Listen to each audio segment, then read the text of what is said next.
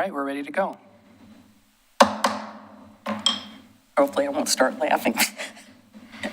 Good evening. Welcome to the Tuesday, August 9th, 2022 City Commission work session. We're here tonight to talk about transportation engineering. And before we get to that, Mr. Wiley, would you please call the roll? Commissioner Frank O'Donnell is excused tonight. Commissioner Rocky Smith? Here. Commissioner Adam Marl? Here. And Commission President Denise McGriff? Present.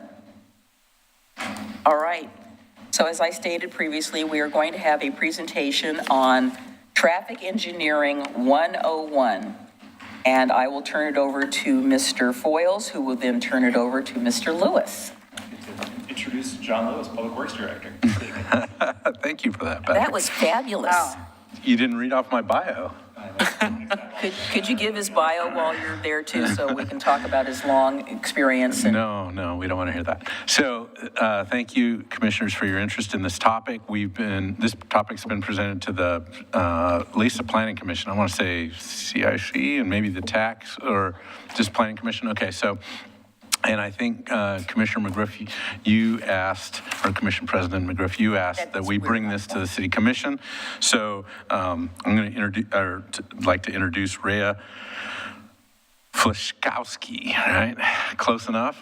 We'll just spell it phonetically. She's with DKS and Associates. So if you remember, John Repplinger for a long time has been our transportation engineer, and he's retired. So DKS stepped up, and Rhea's done that for other agencies. And so she's now so for any development review projects that involve transportation topics, that's what Rhea does for us. So with that, you want to... Before you turn it over, so I believe, just for the public's edification, in case the other commissioners don't know, we did go out for a request for proposal for a new traffic engineering consultant. Oh, that's true. We did go out, and we solicited qualifications and looked at, I don't remember how many other firms, but more than one.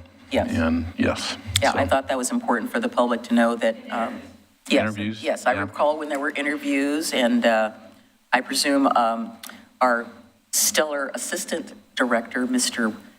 Josh Wheeler, was involved in that. So we have now DKS is going to be representing the city on our development review applications, correct? That's right. Yeah, right. Josh leads most of this work for the city, on behalf of the city. And together, especially those that get a little controversial, we all jump in and help. But yeah, most of that runs through, Assistant City Engineer's Office. Well, most of them, unfortunately, are controversial, and I'm sure that this is no surprise to you. Most of our public and constituents, including many of us and probably the planning commissioners, traffic engineering analysis is not for the faint of heart. None of us are traffic engineers, and as lay people, it's important for the community to try to get a better understanding of how these things work and what we are looking at. And I know that with our long association with John, this was a constant discussion almost every time that something with traffic would come up, because the community's perception about what traffic is and the counts that you all do, which is a certain frozen period of time, are completely different. And the community feels that their insights and their observations have some value as well. And that is, that is something that I'm hoping that eventually we can help sort that out, because people are here day in and day out. They know what their experience is, and it's very difficult for them to hear when the analysis comes out that, well, this intersection isn't failing, or gee, there's no problem here, we can add X many trips, when they themselves are part of that trip generation and they know what they know. But they don't have the background and the knowledge to translate some of that information into the data that you use for your analysis. So one of the things I am hoping that we can have come out of this is, even with my profession as a planner, I struggled always with the traffic reports.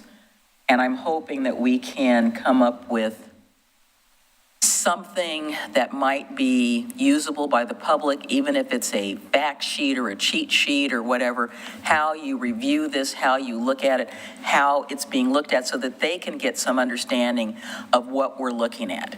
I know I can remember an application that was done for, it might have actually been for the library, and the day that they did the counts was a day that there was no school, so they were very low because we didn't have parents commuting, we didn't have the school buses, we didn't have all sorts of other things, and the community came in and disputed it.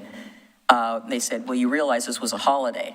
And of course, they had no idea it was a half-school day or something or other. They didn't know that, so they're only counting in this block, and it was really, really low, and we knew, I think the community knew, that the trip generation for that particular area was not as low as was indicated, and so they went back and redid it. So that was a case where, the community's information and observation was very helpful to the application, because the counts did jump up. And, the neighborhood where the library is, it gets quite a bit of traffic, it really does. So that's sort of my little preamble, just because I've talked to community members and they knew we were going to be doing this. And I said, well, I'm hoping that we can come up with something that maybe we can collaborate with you to, and maybe something like that already exists, I don't know.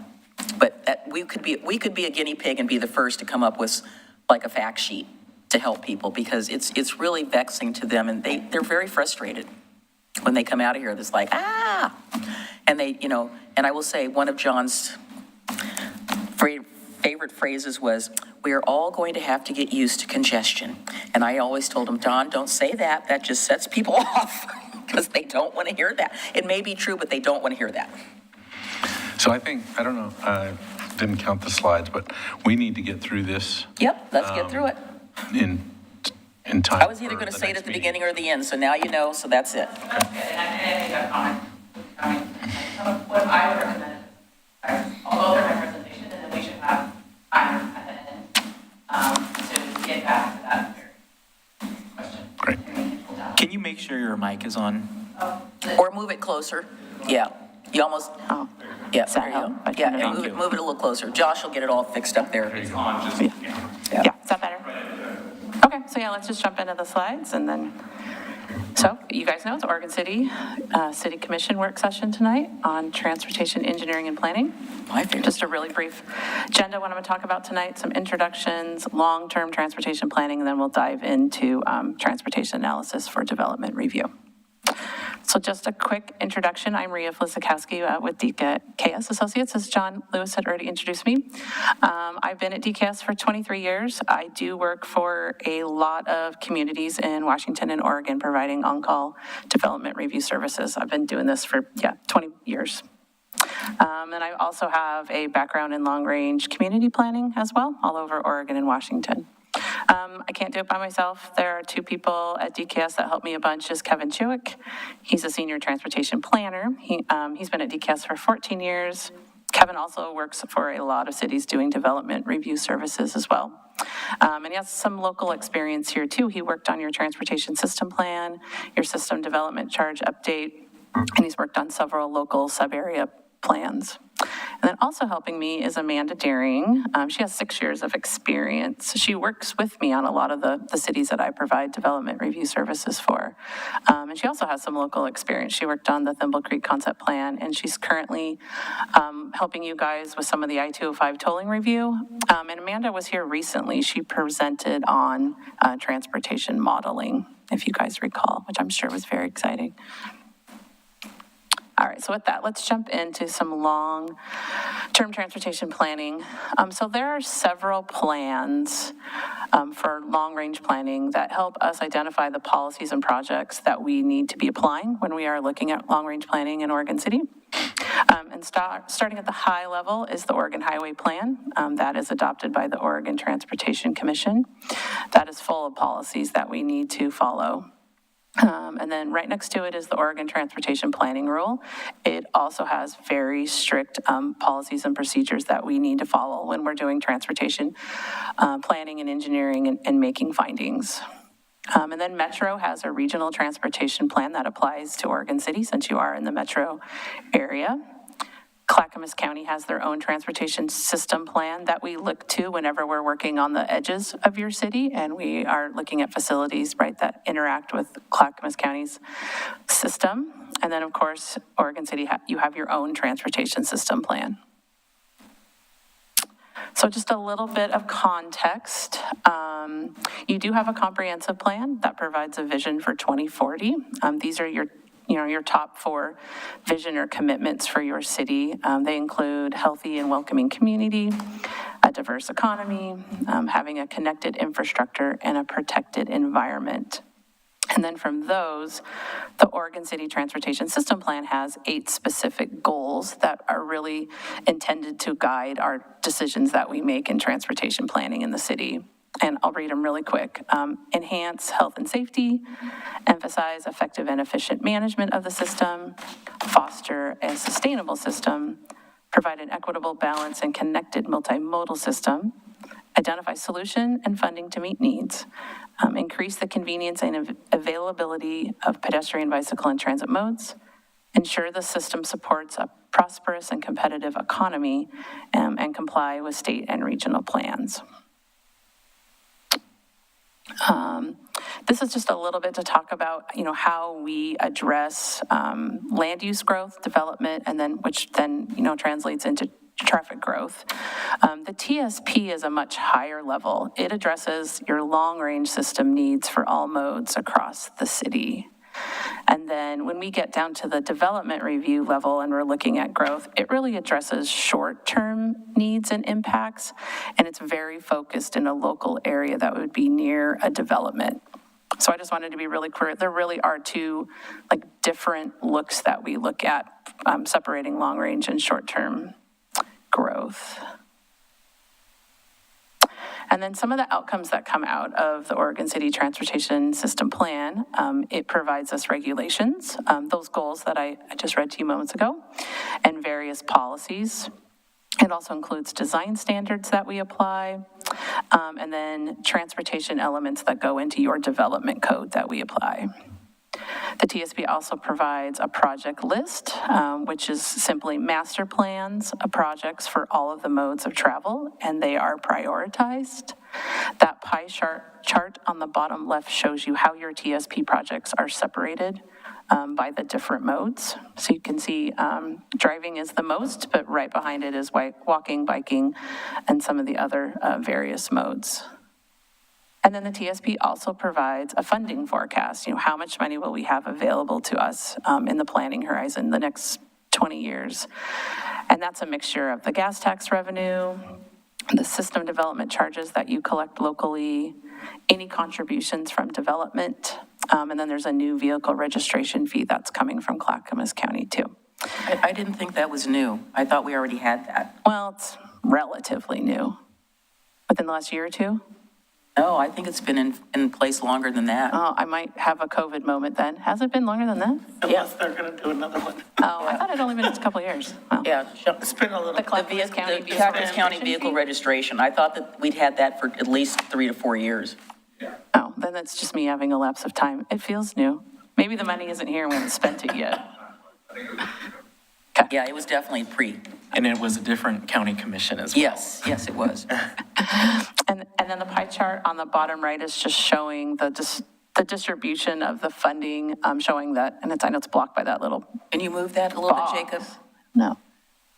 There It's you just go. showing that 80% of the forecast for funding comes from your local system development charges, and then the 20% is from everything else.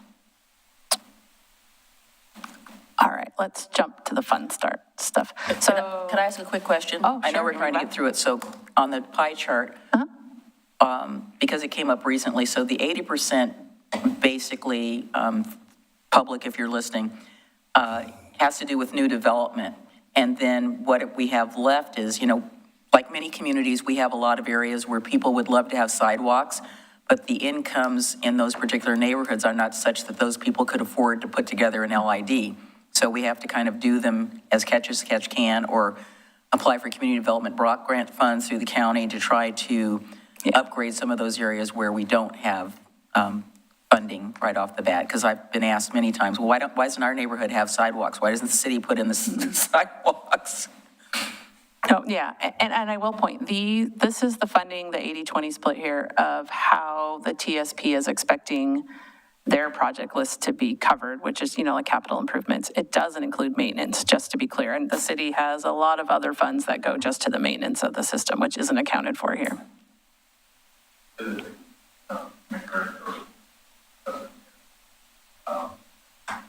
That is talking about funding for likely to be funded projects. There's also unlikely. Yeah, we have the unfunded project list. So I think that's just a. Oh, yeah. Yeah, we're all commissioners up here. Getting too many titles is getting tongue twisting, so we're all good. Okay, let me keep going. So, transportation impact studies. So, transportation analysis are required to provide an objective assessment of potential impacts from a specific land use action, and that can be a development application or a zone change or a comp plan amendment. So there are several key questions that we want to make sure get answered when a traffic impact study is conducted. Will the existing system accommodate the proposed development from a vehicle operation and safety standpoint? How will study intersections operate relative to the city's mobility standards? What on-site and off-site improvements will be necessary to support the development, and are these TSP projects? How will access to the, well, I can't read, Jacob's going to stand there. How will access to the development affect nearby traffic operations? How will the development ensure safe and efficient circulation on and adjacent to the project site? And how will the development provide needed walking, biking, transit, and driving connections to adjacent parcels? So that's really the focus of the questions that we're trying to answer through the analysis. So Oregon City has transportation impact study guidelines and procedures that we apply. So the general steps to conduct a TIS is first, we determine the scope of the analysis. So we need to select the study intersection locations, and the city standard is to look at any arterial to arterial intersections or an arterial to a collector intersection, and locations where there would be 20 or more trips added per hour from the development. That's our initial threshold on how we would look at something. Less than that, we would determine as insignificant.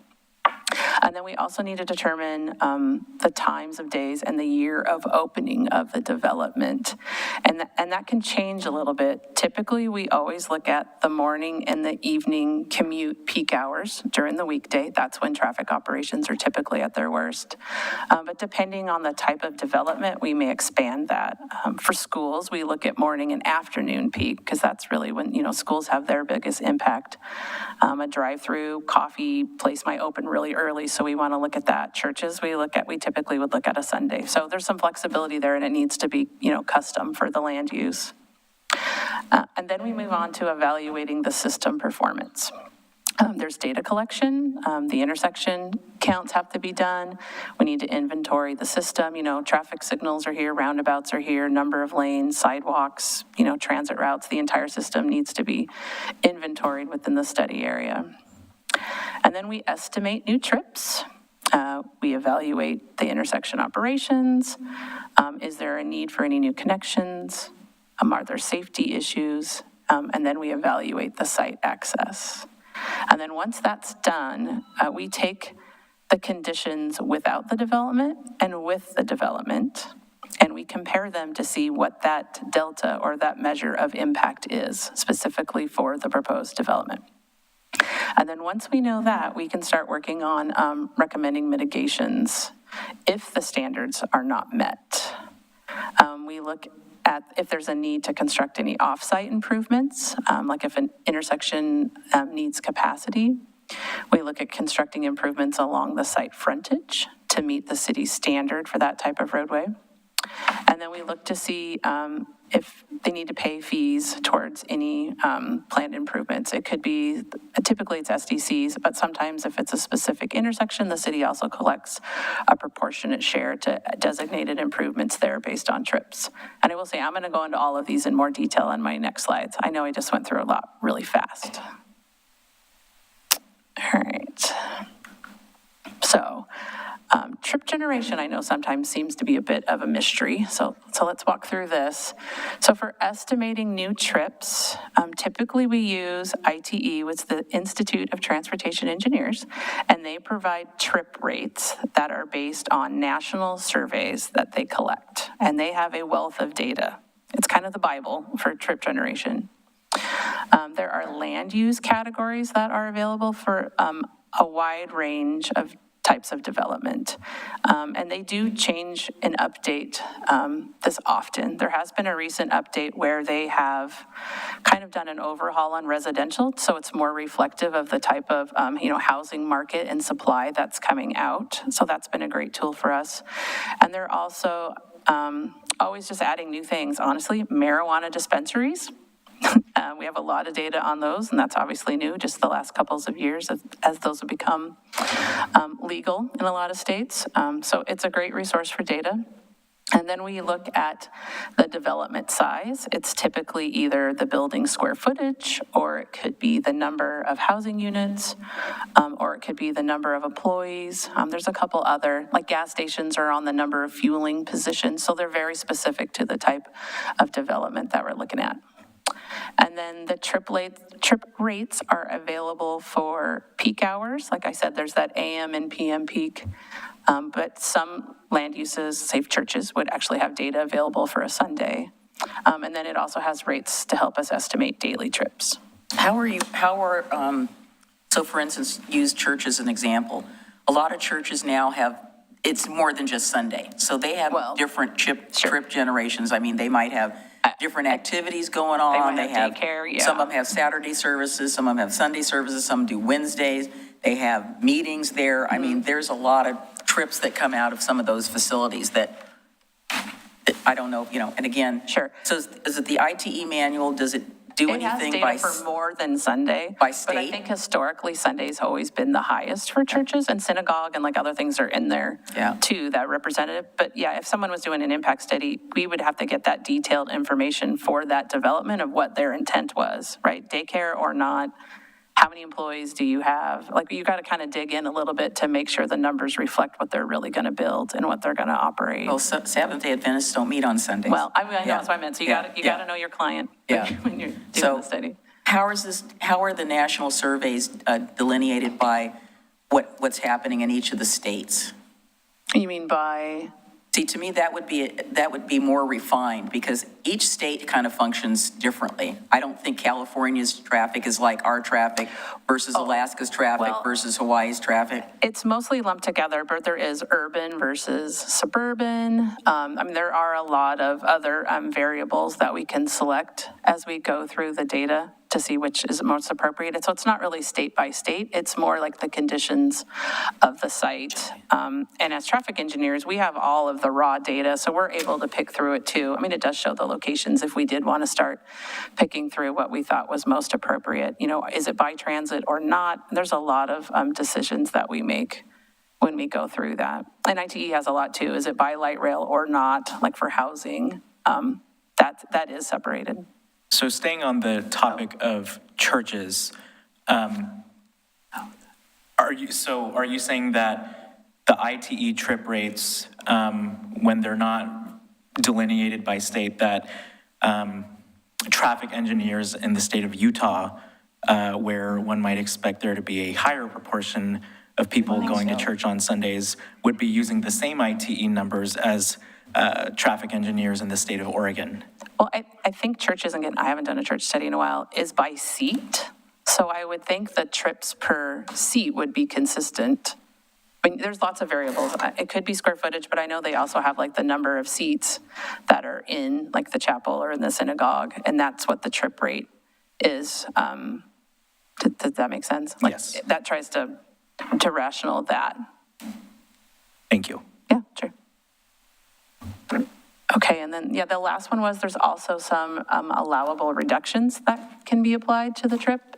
And you guys allow a reduction if it's a mixed use. There's a set reduction. And then for low income or affordable housing, there's also some reductions for that as well. And then on the bottom, I just clipped a little sample out of a traffic study just so you guys could see, what we look at when we go through it. And you can see this one, there were two different, actually they're not, they're the same. ITE codes, multifamily, mid-rise, 101 units of one, 70 of the other, and then you can see one was low income, so they took a reduction, one is extremely low income, and then you can see it showing trips into the site, out of the site, the total for both the morning and evening peak hours, and then also the weekday daily traffic. Yeah, see, that kind of, to me, is super general. I would say that in those two categories, there would be a higher proportion of trips because particularly in our community, we're transit challenged, and a lot of those housing, the Section 8 housings, there's a lot of cars because they don't have any options. They have cars, so they're going in and out. Maybe there's multiple people in their cars, but if you go to any of these units around here, parking lots are full. Yeah. And I will say, most of this data does come from suburban, where there's not the type of transit. Yeah. And I would say most of the ITE data, not to go down a rabbit hole here, but does not assume there's a lot of ped bike or transit pieces. That's a lot of things that, and it's not in my presentation, but if we do think there is a site where there would be a higher than average walking, biking, or transit trips available, that's another reduction that the traffic engineer could argue, and if they could supply data, claim that their vehicle trips would be lower because of that. But yeah, most ITE data is it's all across the United States, and it's a lot of suburban data, I would say. Keep going. I don't want to run out of time. So the next topic I was going to present on is intersection volumes. So this is when we estimate where the new trips will travel. So just using local knowledge, and we also have access to a travel demand model for Oregon City that helps us determine how to assign the new trips to the surrounding street network. What percentage of traffic will go in which direction. And then we use those percentages to add those new trips through the study intersections. And then we also need to estimate what we call background growth. That is trips that are from other developments that have been approved by the city in the area, but they haven't been constructed yet, and their new trips, aren't accounted for in the new traffic counts that we gather. So we need to layer those on top to make sure that they're in there. And then also any growth that's outside the city. So we have some assumptions depending on where we're at in the city, trips from Estacada are about like this, or, what are we getting from the county in certain areas? So that's a percentage that gets layered on as well. And then again, I provided a little sample from a traffic study so you can just see what that type of a figure looks like. So you can see there's study intersections, and then they're taking the trips and assigning them, like to Beaver Creek, and you can see, say, 20% goes east-west on Beaver Creek, and that's how we come up with the new traffic volumes that we run the analysis on. This was the project that had the trip cap on it. Oh, is it? Yeah. Oh, okay. Yep. I just grabbed one I thought looked nice. It was supposed to be an assisted living facility, and so the only way it got approved was there's a trip cap on it. Oh, yeah, And then that's a common. So I'm assuming that with this development, it didn't exceed that because that meant it had to go right back through the entire process all over again, which I'm sure they did not want. Yeah, I would assume. So I wanted to just talk a little bit about the mobility standards that we apply to the study intersections, and this is how we determine if there is an impact. So the city looks at level of service. Sometimes we just shorten it to LOS. And this measures the intersection vehicle delay at an intersection, A being the lowest delay, all the way up to F, which is the highest delay. And you can see that little picture on the bottom showing the A through F at the bottom, going from the green through to the red. And then we also measure the volume to capacity ratio. And this measures how much of the capacity that's available out of an intersection is being used up.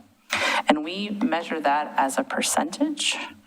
So 0 being none of the capacity is taken, and then a VC of 1, which is 100% of it, is all taken.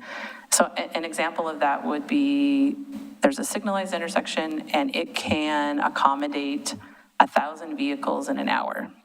And then we say the intersection is going to have 500 vehicles in an hour. That would be a VC of 0.5 because 50% of the available capacity is full. And you can see those numbers along the top of that graphic, and they're somewhat correlated to the level of service. Not perfectly, but you can see going from the light green, and then as that volume to capacity ratio gets bigger to the right, you work your way up all the way to 1. And then the city applies different standards by the intersection control type. So signals are different than unsignalized intersections and roundabouts. And then they also change by location. There are different standards based on the Metro Regional Transportation Plan arterials. And then there's also an Oregon City Regional Center that applies different standards.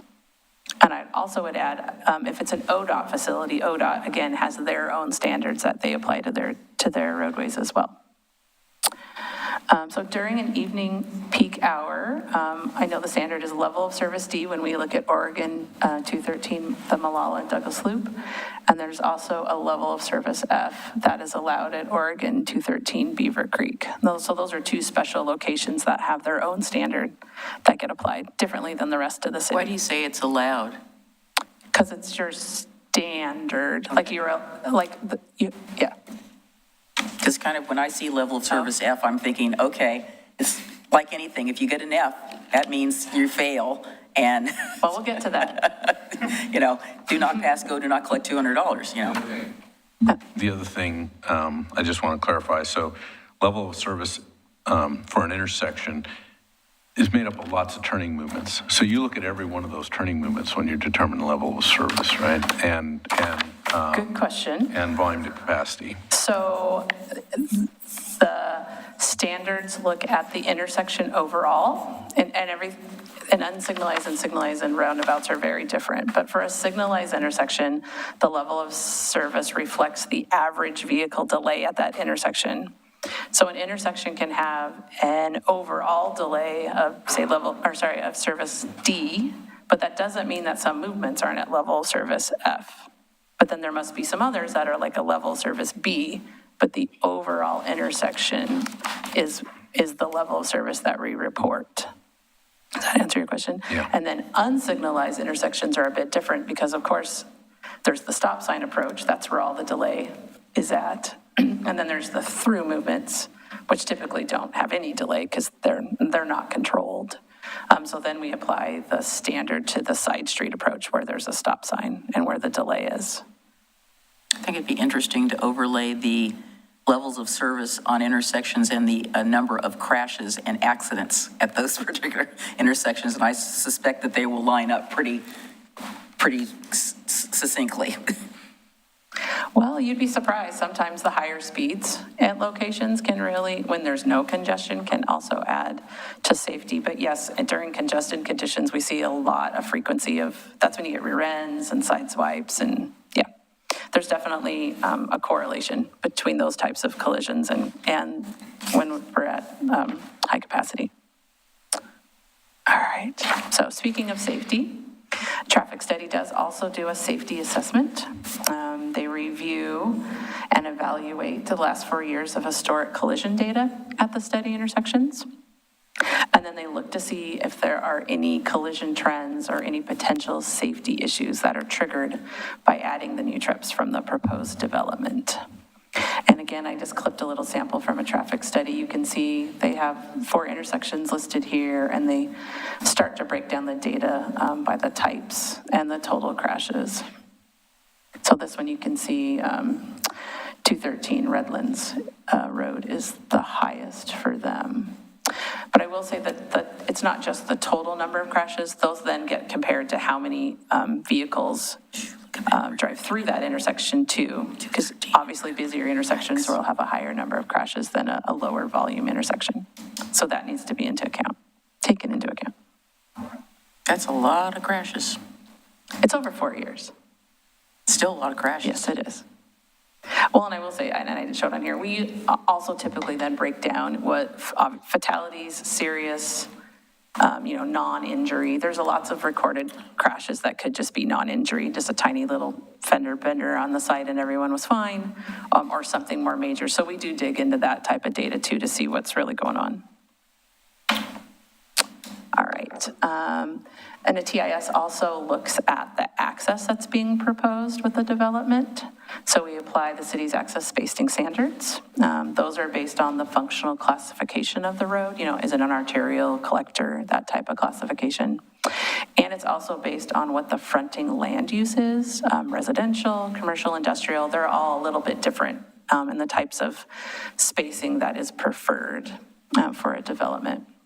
And then there are also standards for both a maximum and a minimum block length and intersection spacing. And then we also have minimum driveway spacing and minimum traffic signal spacing that gets applied if it's appropriate.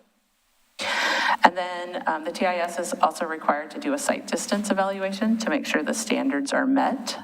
So based on travel speeds and going out in the field and measuring how far you can clearly see from an intersection, we can determine if they meet the standards for those, or if there's some mitigations that need to come from that, like trimming back trees, or if they cannot meet the site distance standard, perhaps the access needs to move. So there's some back and forth on that too. All right, and at the end, we get to the conditions of approval. So if new trips are expected to impact vehicle operations or safety and standards are not met, the development is responsible to mitigate those impacts to bring them to standard. So some common mitigations that the city asks for: off-site intersection capacity improvements. This could be adding a turn lane or adding a traffic signal. We could also have a need to provide a street stub to an adjacent property to make sure we're getting the appropriate circulation. Also, I just mentioned this, relocating an access location if it can't meet like the spacing or the site distance standards, or perhaps restricting that access. Maybe it can't be a full access. Maybe they can only operate with right in, right out. And then we need to make sure that the needs are proportional to the impact. So is the capacity or safety need existing? There are times where an intersection perhaps is already failing and a development is just adding, a little bit on top of an already failing condition. So that's something we need to consider to make sure that their condition is proportional. We do want to look at their number of new trips versus the level of mitigation, not having someone building 10 houses on the hook to build a $2 million roundabout. Obviously that wouldn't be reasonable, but there's a little bit of thought that needs to go into making sure, because proportionality is important. And then beyond doing the transportation impact study that I've been describing, the city also does have something called a transportation analysis letter. And these are allowed in place of the TIS if certain criteria are met.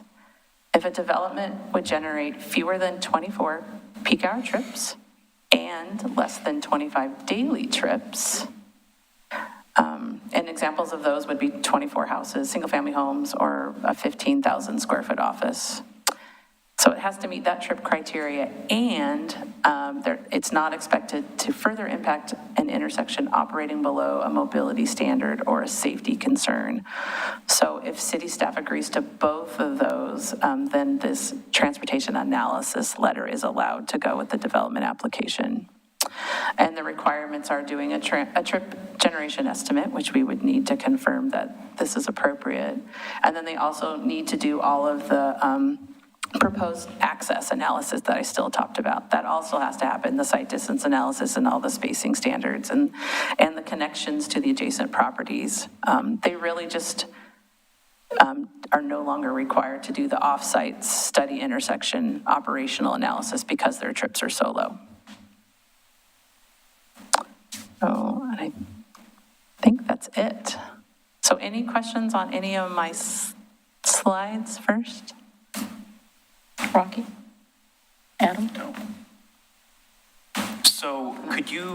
So we went over the transportation impact statements, transportation analysis letters. Could you also talk a little bit about transportation impact The TIAs? Oh, there's no difference. Oh, there's no It's actually difference? a very confusing thing in my industry. A TIS and a TIA just have different nouns Okay. for the last letter, so. Oh, that's very And helpful. so A TIS and a TIA I thought were the same thing. so. Okay, But I bet people turn in TIAs and it's just fine. Yeah. but the verbiage that we use is TIS Yeah. and- for Oregon City? Yes, for Oregon City, yeah. Okay, and then. Good catch.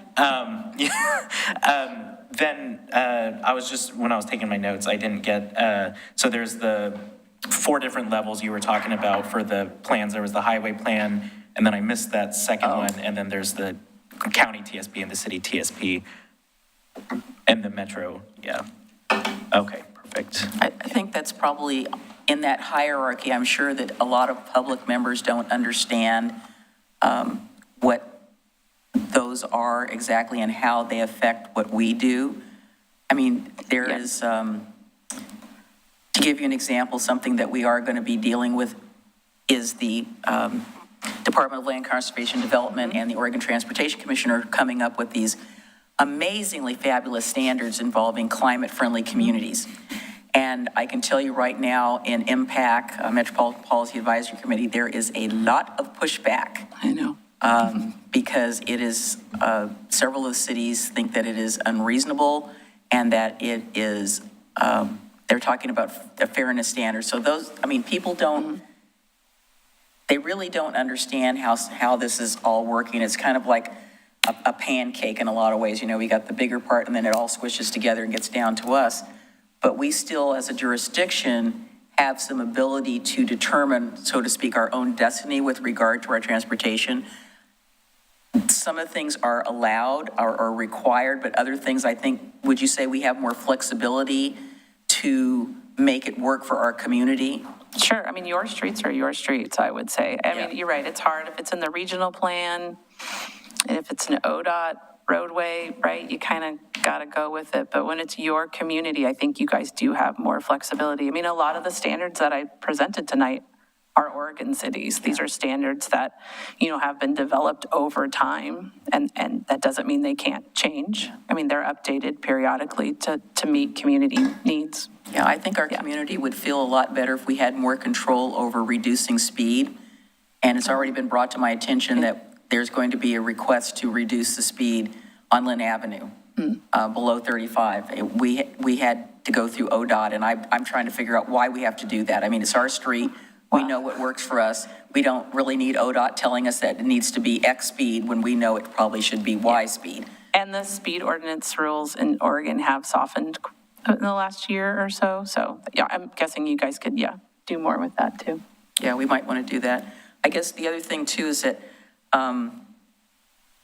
has there ever been a time when a transportation impact analysis has not been approved? I mean, in my career, I've never seen one, and I'm just wondering, why is there assumption that they all have to be approved when sometimes they probably shouldn't be approved?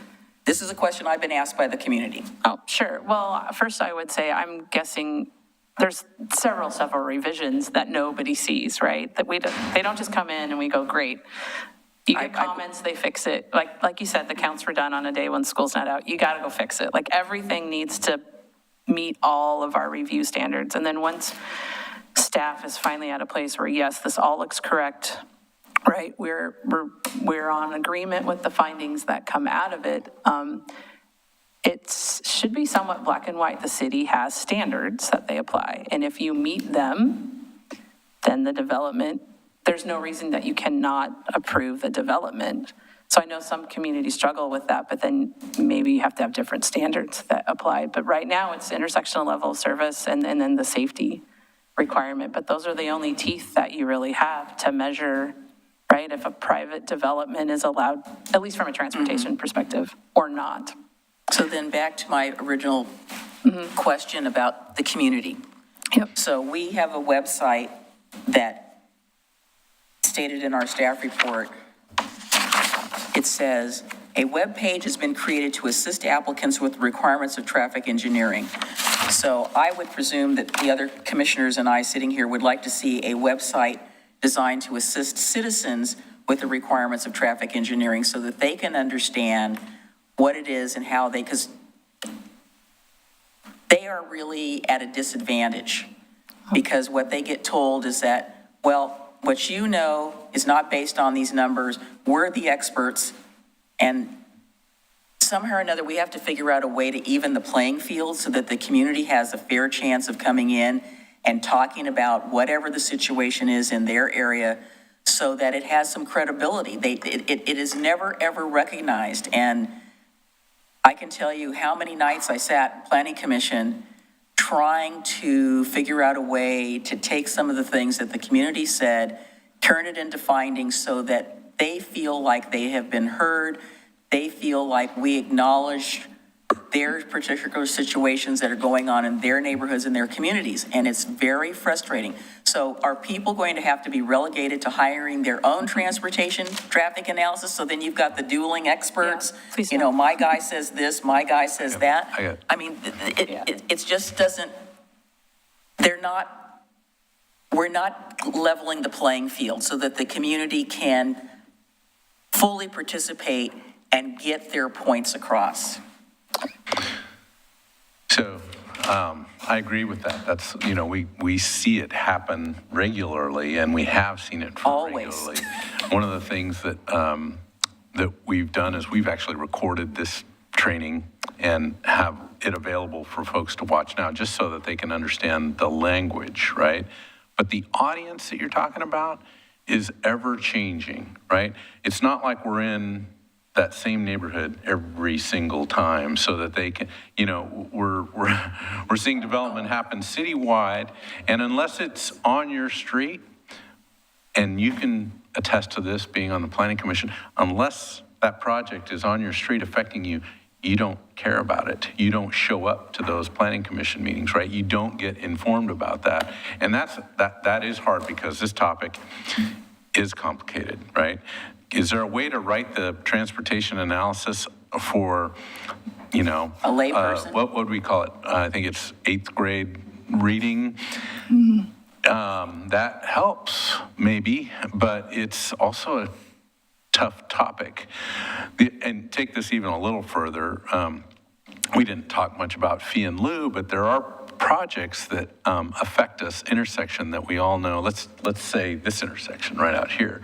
You got a development out on Central Point Road. It affects this intersection, and we know we've got a solution for that intersection. Yeah, the through roundabout. The roundabout, but funding that is a challenge. And just because somebody comes in with a 3, 6, 20 lot subdivision and affects that, we're more likely not going to, or we're not likely to tell them, you've got to build a roundabout. Could we have them pay into the fund that's We going to do, build the we roundabout? do what's called a fee in lieu, which is above and beyond 101, that's Yeah. 201. I didn't want to talk for 4 hours tonight. But I'm just articulating that gets neighbors fired up too. They know there's congestion at that particular intersection.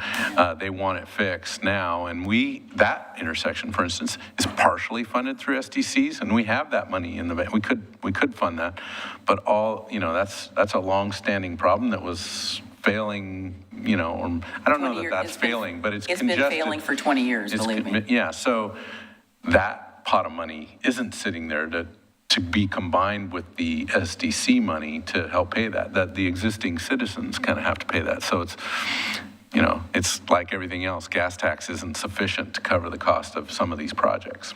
But I mean, I So know it's back to the controversial, education yeah. piece, I agree with you, trying to have more education, but it's an endless game that folks only get attentive to or most folks, I'm generalizing here, most folks get attentive to when it impacts them.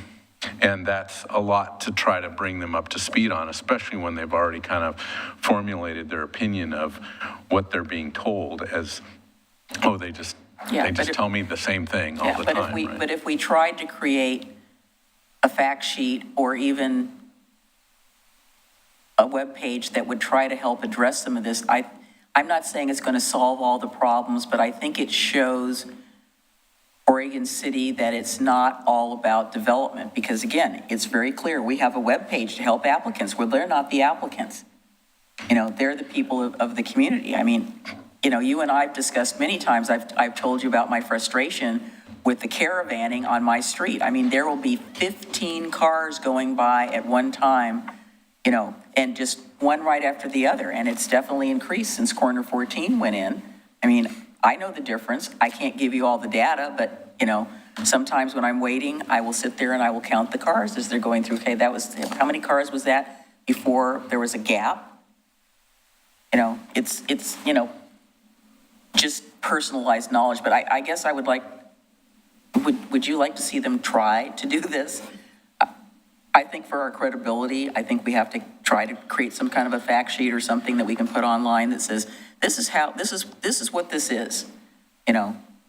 I've only skimmed the one for the applicants, and I think we could ask DKS if they have seen something like that, or if somebody, we you don't have need to seen something reinvent like the that. wheel. Somebody somewhere in some Sure. community has done this. Well, we often do like this Traffic Engineering 101 presentation. I mean, I feel like a lot of these slides are that material. I don't know if I've ever seen it on a website, just presentations that are available to watch that have been recorded. We do those periodically. And if I could add in, just for the record, Assistant City Engineer Josh Wheeler. There's a few comments. One, absolutely, I think we can add to that webpage. That webpage is kind of an old page, and it's something that now used to be under planning, now is under engineering, because we've changed the responsibility of traffic engineering from planning to engineering. So that now gets reviewed by my staff to Rhea and her staff. And so there's a little difference there for those that are used to going to planning for traffic engineering and now is in engineering.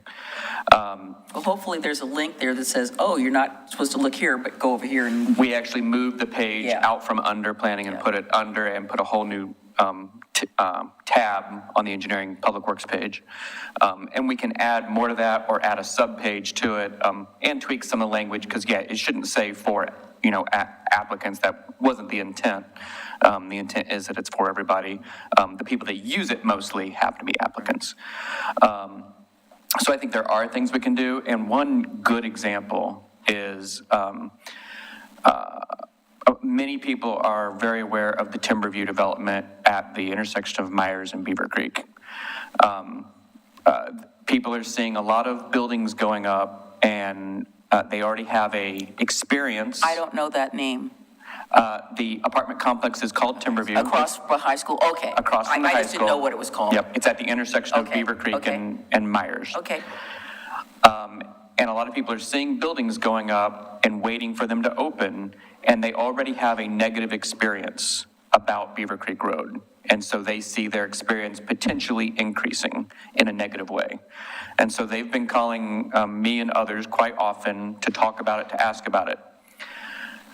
What's been very interesting is those that want to know more and want to know all the facts, once you give them the type of information that Rhea has spoken to tonight, they're not necessarily excited that, yes, traffic is going to increase. You're absolutely correct. But here are all the things the city is doing about that, from taking in partial SDCs to concept plans to alternative analysis and all these things where this big puzzle comes together over time. While we would love to build it first, and then they all come, it's not the way monetarily most governments can build things. Once we explain that, it becomes much more understandable to the public. And so there was an email recently that I wrote that was received real well, and I could see something like that being discussed to show how many pieces are involved, and that it definitely is not a report that comes in that is rubber stamped. I know that it probably does feel that way to some of the public because they see an application and then they see a project getting approved. But Rhea is correct. More often than not, that report probably has several revisions along the way, and those don't get into the public realm. They're publicly available through request, but they don't get into the public realm. And maybe that's something, in speaking with planning, that we talk about. How do we do those land use pages, and do we put all the revisions up? And maybe they do already, I'm not sure. But that definitely happens. It's probably rare for someone to get it right the first time because they do it their way, not for our I've never seen it in standards. my career, because I used to sit next to the transportation engineer when I worked for the city, and I know how many times they went back. Yeah. They were never, I've never seen one in the whole time I Right on worked in the first planning time. that was ever right the first time, never. Yep. for sure. And I don't think that exists. Yeah, and the other thing that, with the small bit of time we have left, that I think you touched on in your beginning, and you touched on in the presentation, but I'm not sure we got a full answer on, was you heard on that one slide that level of service, A through F. A is obviously a good thing in people's minds, F is a bad thing in people's minds, and that is what it means in the lingo. But we do accept, as a city, certain level of service, and it's not A. We do accept on that one slide, and actually F during the peak hour of the overall intersection for that one intersection, and then what was it, C on the other one? It was a D on the other one. Now, on other areas of the city, our TSP, our Transportation System Plan, guides what the acceptable level of service is. And so, whether it's Beaver Creek or Holcomb or Lynn Avenue, those are all based on the TSP saying, we are going to plan for these amount of projects based on this level of service and possible funding, which means, while it isn't popular to say we have accepted a certain amount of level of congestion, those planning documents have accepted that level of congestion. And the way to change that is that when we update those documents, which the TSP is coming up fairly soon for another update, probably in the next 2 to 5 years, somewhere in that range, that's a time where you can change that, say, no, we no longer want to be in a level of C city, we want to be a level of B city. What does that mean monetarily, and is that doable? We work all that out during that process. And so that's something that the public doesn't always see either, that we as a city have determined we're going to accept not an A level of service.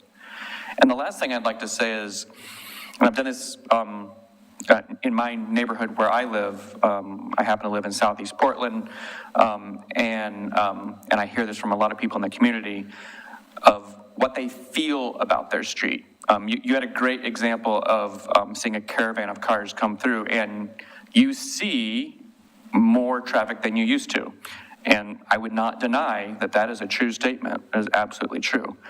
But from a traffic analysis and the impact, is it significant or is it minimal increase that is noticeable but doesn't move the needle, to make the development create an improvement? And that's a very hard discussion to have and a very hard analysis to do. That's the analysis that you do. But I think, we do it with speed studies all the time. We had one recently where someone said, people speed on my road all the time. I need to stop the speeders. When you found out the data, it was a handful of bad drivers. But the majority actually did the speed correctly. And so feeling sometimes gets wrapped up into data, and that's very hard to separate because people feel what they feel, and those are real feelings. And sometimes it translates into data, and sometimes it doesn't. And how do we convey that? It's a huge challenge that hopefully we continue to work on. Well, unless you know a neighbor that sat in a lawn chair and watched the speed control sign and knows how many people an hour were speeding, and it wasn't minimal. It was just about everybody. Yeah. They were over. I mean, it was amazing. I mean, it wasn't surprising to me personally, but anyway. Okay, well, I think we are done with this particular item, and I thank you for the information, and we will look forward to seeing something come back from you guys that's maybe a very, very, very rough draft of the of a fact sheet for the community. I know that we have a number of applications that are seeming to come from one of the same neighborhood areas and in two different parts of the city, and I know all the questions are going to be exactly the same because been there, done that. So I appreciate your work and the information that you've given, and I think we have to condense it down a little bit more. I can't tell you honestly that there's going to be a majority of citizens that will watch this program. I mean, it was very good, it's very thorough, but they're not going to do that. So, something that we can have on there that's either a handout at Public Works and a handout at planning that because people do still like to have that paper. I think it would be great, and we'll look forward to seeing that. I think, again, it will give us more credibility as a community and help our community understand that we are listening. And here's the information. Now, what they do with it, that's out of our control. But if we can provide it, that would be helpful. Thank you We'll so work on that. much. I think fact sheet on the webpage is something we can come up with. Awesome. Thank you so much. Okay, thank you. Okay. We will take a 1 second break. Does anybody need a break? 1 second. Well, 1 It's minute already break. over. Okay, 1 minute break, real quick. We'll come back we've got one item that we need to dispense with by 7:15. So